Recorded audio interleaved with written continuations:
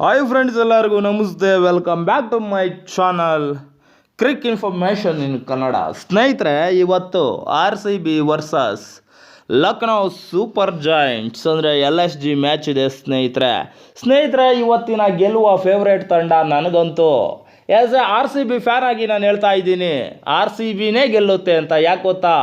ಅಷ್ಟು ಅಭಿಮಾನ, ಅಷ್ಟು ಭಾವನಾತ್ಮಕ ಬಂದ ನಮಗೆ RCB ಸ್ನೇಹಿತರೆ. ಅದೇನೇ ಇರಲಿ, RCB ಇವತ್ತಿನ ಮ್ಯಾಚ್ ಗೆಲ್ಲುತ್ತಾ ಅಂತ ನೋಡೋದಾದರೆ ಸ್ನೇಹಿತರೆ ನೋಡಿ, RCBಗೆ ಇವತ್ತಿನ ಮ್ಯಾಚು ಕೂಡ ಅಷ್ಟು ಸುಲಭ ಅಲ್ಲ ಸ್ನೇಹಿತರೆ. ಸುಲಭ ಯಾವ ಮ್ಯಾಚು ಅಲ್ಲ, ಆದರೆ ಕಠಿಣ ಪರಿಸ್ಥಿತಿಯಲ್ಲೂ ಕೂಡ ಒಂದೊಳ್ಳೆ ಬ್ಯಾಟಿಂಗ್ ಬೌಲಿಂಗನ್ನು ಮಾಡಿದ್ರೆ ನಿಜಕ್ಕೂ ಇವತ್ತು RCB ಗೆಲ್ತಾರೆ ಸ್ನೇಹಿತರೆ. ನೋಡಿ, RCBಯ ಕಡೆ ಇದುವರೆಗೂ 3 ಮ್ಯಾಚಲ್ಲಿ 1 ಮ್ಯಾಚನ್ನು ಮಾತ್ರ ಗೆದ್ದಿದ್ದಾರೆ, 2 ಮ್ಯಾಚ್ ಸೋತಿದ್ದಾರೆ. ಲಾಸ್ಟ್ ಟೈಮು KKR ವಿರುದ್ಧ ಹೀನಾಯವಾಗಿ ಸೋತರು, ಅದು ಕಳಪೆ ಬೌಲಿಂಗ್. ಮತ್ತು ಬ್ಯಾಟಿಂಗಲ್ಲಿ ನಾವು ಅಂದ್ಕೊಂಡಿರೋ ವ್ಯಕ್ತಿಗಳು ಆರ್ಭಟಿಸ್ದಲೇ ಇರೋದು ಯಾರ್ಯಾರು ಗೊತ್ತಾ? ಗ್ಲೆನ್ ಮ್ಯಾಕ್ಸ್ವೆಲ್ ಅವರು. ಏನ್ರಿ ಮ್ಯಾಕ್ಸ್ವೆಲ್ ಅವರೇ, ನೀವುಗಳು 18-20 ರನ್ ಹೊಡೆದಿದ್ದೀರಿ, 2 ಸಲ ಕ್ಯಾಚ್ ಕೊಟ್ಟಿದ್ದೀರಿ. 2 ಸಲ ಜೀವದಾನ ಸಿಕ್ತು ಅಂತ ಆಮೇಲಾದರೂ ಆಡಿದ್ರ? ಇಲ್ಲ, 3ನೇ ಸಲಲ್ಲೂ ಕ್ಯಾಚ್ ಕೊಟ್ಟು ಹೊರಗೆ ಹೋಗ್ತೀರಿ ಸ್ನೇಹಿತರೆ. ನೀವು ಕ್ಯಾಚ್ ಕೊಟ್ಟಾಗಲೆಲ್ಲ ಬಿಟ್ಟು ಬಿಡೋಕ್ಕೆ ಅವ್ರಿಗೇನು ಕಪ್ ಗೆಲ್ಲಬೇಕು, ಮ್ಯಾಚ್ ಗೆಲ್ಲಬೇಕು ಅನ್ನೋ ಆಸೆ ಇರಲ್ವಾ? ಇರುತ್ತೆ ಅಲ್ವಾ? ನೀವು ಹಿಂಗೆ ಕ್ಯಾಚ್ ಕೊಡ್ತಾ ಇದ್ರೆ ಮ್ಯಾಚ್ ಗೆಲ್ಲೋದು ಯಾವಾಗ, ಕಪ್ ಗೆಲ್ಲೋದು ಯಾವಾಗ? ಇರಲಿ ಸ್ನೇಹಿತರೆ, ಅವರೊಬ್ಬರೇ ಅಲ್ಲ, ಇಲ್ಲಿ ಬೌಲರ್ಗಳ ಒಂದು ಕೊರತೆ, ಬೌಲರ್ಗಳ ಕೊರತೆ ಅನ್ನೋದಕ್ಕಿಂತ ಬೌಲರ್ಗಳ ವೀಕ್ನೆಸ್ ಏನ್ರಿ ಫ್ರೆಂಡ್ಸ್. 3 ಓವರ್ಗೆ 50 ರನ್ಗಳನ್ನ ಕೊಟ್ಟಿದ್ದಾರೆ KKR ವಿರುದ್ಧ ಬೌಲರ್ಸ್. ನಿಜಕ್ಕೂ ಈ ಬೌಲಿಂಗ್ ಯೂನಿಟಲ್ಲಿ ಚೇಂಜ್ ಆಗಲೇಬೇಕು ಸ್ನೇಹಿತರೆ. ನೋಡಿ, ಲಾಸ್ಟ್ ಒಂದು ಪಂದ್ಯದಲ್ಲಿ ವಿಜಯ್ ಕುಮಾರ್ ವೈಶಾಖ್ ಅವರು ತುಂಬ ಚೆನ್ನಾಗಿ ಬೌಲಿಂಗ್ ಮಾಡಿದ್ದಾರೆ.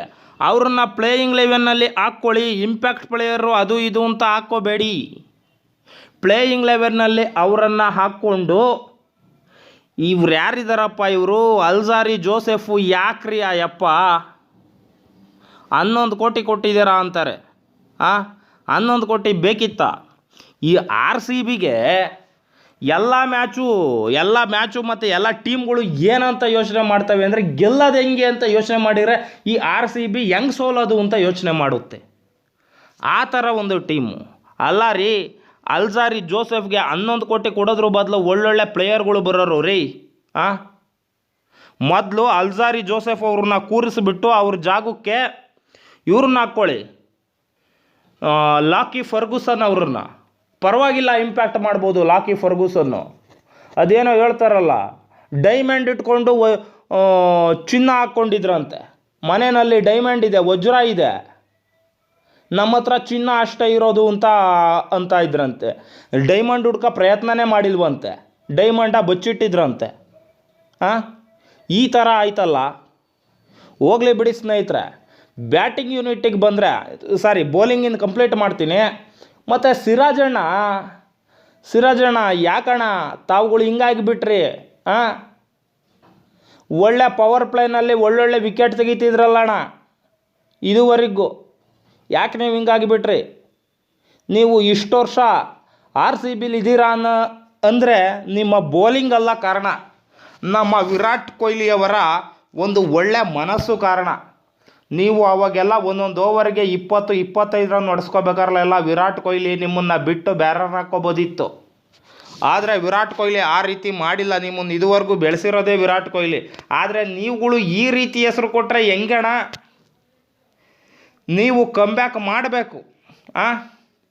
ನೋಡಿ, 3 ಮ್ಯಾಚ್ಗಳಲ್ಲಿ ಬೌಲರ್ಗಳಿಂದ ಅಂತಹ ದೊಡ್ಡ ಮಹಾಪಾತ್ರ ಬಂದೇ ಇಲ್ಲ. ಯಶ್ ದಯಾಳು ಆ ಪಂಜಾಬ್ ವಿರುದ್ಧದ ಪಂದ್ಯದಲ್ಲಿ ಸ್ವಲ್ಪ ಚೆನ್ನಾಗಿ ಬೌಲಿಂಗ್ ಮಾಡಿದ್ರು, ಆದರೆ ವಿಕೆಟ್ಗಳೇನು ಬಂದಿಲ್ಲ. ಬರೀ 3 ವಿಕೆಟು 4 ವಿಕೆಟು ಅಷ್ಟೇ ತೆಕ್ಕೊಂಡು ಕೂತಿದ್ದಾರೆ RCB ಪ್ಲೇಯರು, RCB ಬೌಲರ್ಗಳು.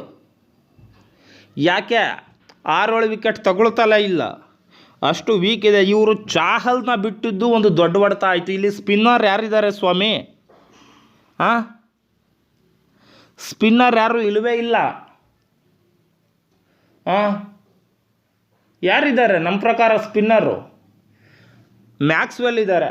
ಮ್ಯಾಕ್ಸ್ವೆಲ್ಲು ಅಂತ ಫುಲ್ ಟೈಮ್ ಬೌಲರ್ ಅಲ್ವೇ ಅಲ್ಲ, ಅವರು ಪಾರ್ಟ್ ಟೈಮ್ ಬೌಲರು ಮ್ಯಾಕ್ಸ್ವೆಲ್ಲು.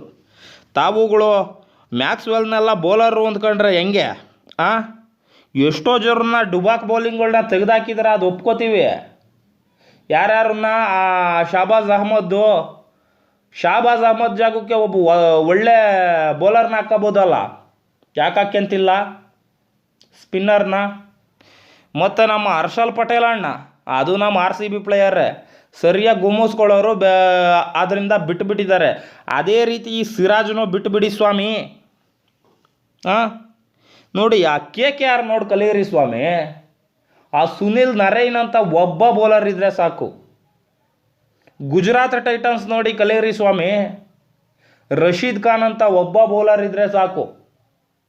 ಆ SRH ತಂಡದಲ್ಲಿ ನೋಡಿ ನಟರಾಜನ್ ಇದ್ದಾರೆ, ಅಲ್ಲಿ ಕೂಡ ಒಳ್ಳೆ ಬೌಲಿಂಗ್ ಲೈನಪ್ ಇದೆ. ಮತ್ತು ರಾಜಸ್ಥಾನ್ ನೋಡಿ ಕಲಿಯಿರಿ ಸ್ವಾಮಿ. ಟ್ರೆಂಟ್ ಬೋಲ್ಟ್ ಅಂತ ಒಳ್ಳೆ ಬೌಲರ್ನ ಇಟ್ಕೊಂಡಿದ್ದಾರೆ. ಮುಂಬೈ ನೋಡಿ ಕಲಿಯಿರಿ ಸ್ವಾಮಿ. ನಮ್ಮ ಬೂಮ್ರಾ ಅಂತ ಒಳ್ಳೆ ಬೌಲರ್ನ ಇಟ್ಕೊಂಡಿದ್ದಾರೆ. RCB ಯಾಕೆ ಒಬ್ಬ ಒಳ್ಳೆ ಬೌಲರ್ನ ಚೂಸ್ ಮಾಡ್ಕೊಳ್ತಲೇ ಇಲ್ಲ? KKR ನೋಡಿ ಕಲಿಯಿರಿ, ಮಿಚೆಲ್ ಸ್ಟಾರ್ಕ್ ಇದ್ದಾರೆ. ನಮ್ಮ RCBಲಿ ಅಂಥ ಸ್ಟಾರ್ ಬೌಲರ್ ಯಾರಿದ್ದಾರೆ ಸ್ವಾಮಿ? ಇದರಿಂದಲೇ ಬೌಲಿಂಗ್ ಲೈನಪ್ ವೀಕ್ ಇದೆ. 70% ಮ್ಯಾಚ್ ಸೋತಿರೋದು ನಮ್ಮ RCB ಬೌಲರ್ಗಳ ಕೊರತೆಯಿಂದ. ಅದನ್ನು ತಾವುಗಳು ನೀಗಿಸ್ಕೊಳ್ಳಿ. ಮತ್ತು ಬ್ಯಾಟಿಂಗ್ ಲೈನಪ್ಪಿಗೆ ಬಂದುಬಿಟ್ರೆ ಮೊದಲು ಬರೋದು ಡುಪ್ಲೆಸಿ ಮತ್ತು ಕೊಹ್ಲಿ. ಡುಪ್ಲೆಸಿ ಅವರು ಕಂಟಿನ್ಯೂ 3 ಮ್ಯಾಚು ಫ್ಲಾಪ್ ಆಗಿದ್ದಾರೆ. 4ನೇ ಮ್ಯಾಚಾರ ಆಡಬೇಕು. ತಾವು ಕ್ಯಾಪ್ಟನ್ನಿಂದ ಕ್ಯಾಪ್ಟನ್ ಇನ್ನಿಂಗ್ಸೇ ಬರ್ತಾ ಇಲ್ವಲ್ಲ ರೀ. ಇದಕ್ಕೆ ಮುಂಚೆ ಚೆನ್ನೈಯಲ್ಲಿದ್ದಾಗ ಸರಿಯಾಗಿ ಬಾರಿಸೋರು, ಹಂಗೆ ಸರಿಯಾಗಿ ಬಾರಿಸ್ತಾರೆ ನಮ್ಮ RCB ಕಡೆ ಬಂದರೂ ಕೂಡ ಅಂತ ನಾವು ಅಂದ್ಕೊಂಡ್ರೆ ತಾವುಗಳು ಸರಿಯಾಗಿ ಬಾರಿಸೋದಿರಲಿ, ಬರೀ ಕ್ಯಾಚ್ ಕೊಟ್ಟು ಔಟ್ ಆಗ್ತೀರಾ. ಲಾಸ್ಟ್ ಟೈಮು ಔಟ್ ಆದರೆ ಅದು ಏನೋ ಹಿಂದೆ ಕೊಡೋದ್ರಿ, ಒಂದು ಒಳ್ಳೆ ಸಕ್ಸಸ್ ಸಿಕ್ಕಿಬಿಡ್ತು, ಅದೇ ಥರನೇ ಹೊಡೆಯೋಕೆ ಹೋದ್ರಿ. ಆತನು ಹರ್ಷಿತ್ ರಾಣಾ ಪ್ಲಾನ್ ಮಾಡ್ಕೊಂಡೆ ನಿಮ್ಗೆ ಆ ಬೌಲಿಂಗ್ ಹಾಕಿದ್ದಾನೆ, ಇಲ್ಲೇ ಹೊಡಿತಾರೆ ಅಂತ ಹೋಗಿ ಕ್ಯಾಚ್ ಕೊಟ್ರಿ. ಏನು ಹೇಳೋದು ಹೇಳಿ? ಡುಪ್ಲೆಸಿ ಅವರು ಫಾರ್ಮಿಗೆ ಬರಬೇಕು. ನಮ್ಮ ವಿರಾಟ್ ಫಾರ್ಮಲ್ಲಿ ಬಂದಿದ್ದಾರೆ ಸಾಕಷ್ಟೇ, ಬಟ್ ಸ್ಟ್ರೈಕ್ ರೇಟಿಂದ ಜಾಸ್ತಿ ಮೇಂಟೈನ್ ಮಾಡಬೇಕು ಅನಿಸುತ್ತೆ. ಬಟ್ ಆದರೂ ಕೂಡ ಓಕೆ. ಮತ್ತು ರಜತ್ ಪಟಿದಾರ್ನ ಕೂರಿಸ್ಬಿಟ್ಟು ಬೇರೆ ಯಾರನ್ನಾರ ಹಾಕಿಸ್ಬಿಡಿ ಸ್ವಾಮಿ. ರಜತ್ ಪಟಿದಾರ್ದ ಜಾಗಕ್ಕೆ ಮಹಿಪಾಲ್ ಲೋಮ್ರಾರ್ನ ಹಾಕಿಬಿಡಿ. ಸುಮ್ಮನೆ ಯಾಕೆ ಯಪ್ಪ 3 ಮ್ಯಾಚಲ್ಲಿ 3 ಮ್ಯಾಚು ಫ್ಲಾಪು. ರಜತ್ ಪಟಿದಾರು ಅದಾದಮೇಲೆ ಮ್ಯಾಕ್ಸ್ವೆಲ್ಲು ನನಗೆ ಇವತ್ತಲ್ಲ ನಾಳೆ ಅವರು ಕ್ಲಿಕ್ ಆಗ್ತಾರೆ ಅನ್ನೋ ಇದಿದೆ, ಭರವಸೆ ಇದೆ. ಅವ್ರ ಬಗ್ಗೆ ನಾನೇನು ಮಾತಾಡೋಕ್ಕೆ ಹೋಗಲ್ಲ. ಇವತ್ತಿನ ಮ್ಯಾಚಲ್ಲಿ ಚೆನ್ನಾಗಿ ಆಡಬೇಕು ಮ್ಯಾಕ್ಸ್ವೆಲ್ಲು. ಅದಾದಮೇಲೆ ಅನುಜ್ ರಾವತ್, ಯಾಕೆ ಸ್ವಾಮಿ ಅವ್ರನ್ನೆಲ್ಲ ಹಾಕ್ಕೊಂಡಿದ್ದೀರ? ಯಾವುದಾರ ಒಂದು ಮ್ಯಾಚ್ ಆಡಿಬಿಡ್ತಾರೆ ಅಷ್ಟೇ, ಅದು ಬಿಟ್ಟರೆ ಇನ್ನೇನೂ ಆಡೋಲ್ಲ. ಅವ್ರನ್ನ ಯಾರನ್ನಾರ ತೆಗೆದು ಬಿಟ್ಟು ಭರವಸೆ ಬ್ಯಾಟ್ಸ್ಮನ್ ಯಾರನ್ನಾರ ಹಾಕ್ಕೊಳ್ಳಿ. ಭರವಸೆ ಬ್ಯಾಟ್ಸ್ಮನ್, ಆ ಥರ ಬ್ಯಾಟ್ಸ್ಮನ್ ಯಾರು ಇದ್ದರೆ ಹಾಕ್ಕೊಳ್ಳಿ. ಸುಮ್ಮನೆ ಯಾಕೆ ಅನುಜ್ ರಾವತ್ತು ಅವರೆಲ್ಲ 3 ಮ್ಯಾಚಲ್ಲಿ 1 ಮ್ಯಾಚ್ ಬಿಟ್ಟರೆ ಇನ್ಯಾವ ಮ್ಯಾಚ್ ಆಡಿದ್ದಾರೆ? ಇದಕ್ಕೆ ಮುಂಚೆ ಯಾವ ಒಂದು ಸೀಸನ್ನಲ್ಲಿ ಚೆನ್ನಾಗಿ ಆಡಿದ್ದಾರೆ ಅನುಜ್ ರಾವತ್? ಹೋಗಲಿ ಬಿಡಿ. ನಮ್ಮ DK ಚೆನ್ನಾಗಿ ಆಡ್ತಾ ಇದ್ದಾರೆ, ಹಂಗೆ ಕಂಟಿನ್ಯೂ ಆಗಬೇಕು. ಅಲ್ಜಾರಿ ಜೋಸೆಫ್ ಬ್ಯಾಟಿಂಗ್ ಯಾವ ಥರ ಇದೆಯೋ ನಾವು ನೋಡಿಲ್ಲ. ಆತ ಬ್ಯಾಟಿಂಗು ಕೂಡ ಆಡ್ತಾನೆ ಅಂತ ಹೇಳ್ತಾರೆ ಅಲ್ಜಾರಿ ಜೋಸೆಫು. ಏನೋ ಗೊತ್ತಿಲ್ಲ ಸ್ನೇಹಿತರೆ. ನಮ್ಮ RCB ಇದುವರೆಗೂ ಯಾಕೆ ಸೋತಿದೆ ಅಂದರೆ ಸೆಲೆಕ್ಷನ್ ಚೆನ್ನಾಗಾಗ್ತಾ ಇಲ್ಲ, ಒಳ್ಳೆ ಪ್ಲೇಯರ್ನ ಸೆಲೆಕ್ಷನ್ ಮಾಡ್ತಾ ಇಲ್ಲ, ಮತ್ತು ವಿಲ್ ಜಾಕ್ಸ್ ಅಂತ ಪ್ಲೇಯರ್ನ ಆಡಿಸ್ತಾ ಇಲ್ಲ. ಈ ಮ್ಯಾಚಲ್ಲಿ ಮೋಸ್ಟ್ಲಿ ತರ್ಬೋದು ವಿಲ್ ಜಾಕ್ಸ್ ಅನ್ನೋರನ್ನ, ಆದರೆ ಏನು ಮಾಡ್ತಾರೋ ಗೊತ್ತಿಲ್ಲ. ಮತ್ತು ಸಲ ಇವ್ರದ್ದು ಬೌಲಿಂಗ್ ವೀಕು. ಬಿಡ್ಡಿಂಗಲ್ಲಿ ಒಂದು ಒಳ್ಳೆ ಪ್ಲೇಯರ್ನ ಚೂಸ್ ಮಾಡ್ಕೋಬೇಕಲ್ಲ. ಅದೇ ಚೆನ್ನೈ ನೋಡ್ರಿ ಎಂತೆಂಥ ಪ್ಲೇಯರ್ನ ಚೂಸ್ ಮಾಡ್ಕೋತಾರೆ. ಇವ್ರನ್ನ ಚೂಸ್ ಮಾಡ್ಕೊಳ್ಳೋ ಬದಲು ರವೀಂದ್ರ ಅವ್ರನ್ನ ಚೂಸ್ ಮಾಡ್ಕೋಬೋದಿತ್ತಲ್ಲ. ಬೇರೆ ಯಾರನ್ನಾರ ಚೂಸ್ ಮಾಡ್ಕೊಂಡಿದ್ದಾರಲ್ಲ ಅವ್ರ ಬದಲು. ಓಕೆ ಸ್ನೇಹಿತರೆ, ನಾವೆಷ್ಟು ಹೇಳಿರೂ ಕೂಡ RCB ಅದು ಆಗೋದು. ಆದರೆ ನಮ್ಮ ಒಂದು ಅಭಿಪ್ರಾಯವನ್ನು ಹೇಳಬೇಕು. ಇವತ್ತ ಲಕ್ನೋ ಮೇಲಿರೋದು ಮ್ಯಾಚು. ಪೂರನ್ನು ಅವರೆಲ್ಲ ಸಖತ್ತಾಗಿ ಹೊಡಿತಾರೆ ಲಕ್ನೋ ಮೇಲೆ. ನಮ್ಮ KL ರಾಹುಲೇ ಕ್ಯಾಪ್ಟನ್ನು, ಏನು ಮಾಡ್ತಾರೆ ನೋಡಬೇಕು. ಈ ಲಕ್ನೋ ಅವ್ರನ್ನ ಹೊಡಿಬೇಕು ಅಂತಂದರೆ ಮೇಯ್ನ್ ಪಿಲ್ಲರ್ಗಳನ್ನ ತೆಗೆದು ಬಿಡಬೇಕು. ಡಿ ಕಾಕು, ಕೆ ಎಲ್ ರಾಹುಲ್ಲು, ಪೂರನ್ನು ಮತ್ತು ಮಾರ್ಕಸ್ ಸ್ಟಾಯ್ನಿಸು ಇವ್ರನ್ನೆಲ್ಲ ತೆಗೆದು ಬಿಡಬೇಕು. ಅಂದರೆ ತೆಗಿಬೇಕು ಅಂದರೆ ಅವ್ರನ್ನ ತೆಗಿಬೇಕು ಅಂತ ಅಲ್ಲ, ಔಟ್ ಮಾಡಬೇಕು.